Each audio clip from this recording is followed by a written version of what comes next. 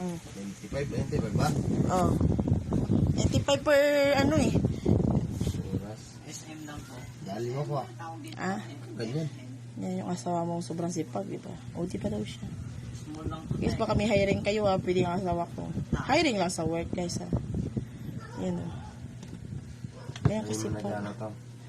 kaya kasi pag asawa ko. Hindi, sabihin mo ano ng ties. Yang hiya sa ano yan eh. Ano.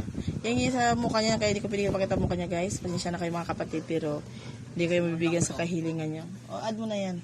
Small. So, baka may gusto nyo hiring guys. Naku, ano to. Magaling siyang magpalitada, magaling siyang ano ng mga ano. Oh, may paparating pa kami isang customer. Pogi yan. Kamukha ni John Lloyd yan. Diba? Ayan sila guys. Ayan, kasi ang dalawang mga chikiting. Ayan. Ang ginagawa niya. Ginagawa siya na. Anong ginagawa niya dyan? Poxy yan. Deta eh. Hindi ka ng poxy. Naglalaro yan eh. May mga ano yan. Sabihin mo nag-grout ako.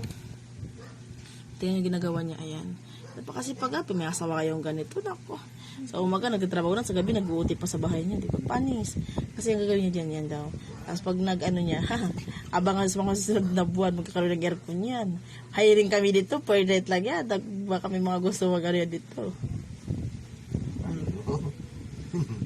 Tuwa siya sa hiring.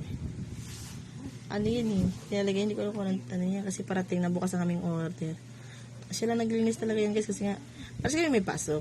Pero mas, sa akin yan, mas malinis pa sa bayan pag naglinis. Ayun na. So pag naglinis, talaga ako. Pero pag siya mas malala, pinagtatapon niya lahat ng mga ano. Diba? Ganyan yan siya guys, sobrang sipag niya. Ayaw niya kasi sa camera. Yan yung talaga sa lahat. Pinakayaw niya yung mukha niya magkikita sa camera. Nahiya yan. Kamukha ni ano yan. Sino ang kamukha mahal ko? Pilo Pascual, charot lang. Ay, bilisan nyo na. Ang dalawang nagpipili sa Shopee. Shopee is life talaga. Ano naman ang buhay. Hindi ko alam kung kayo makakatulog kasi bukas ang open niya na, pero sabi nga, doon ka muna. Tingnan ko kung ano ginagawa niya. So, ganyan talaga guys.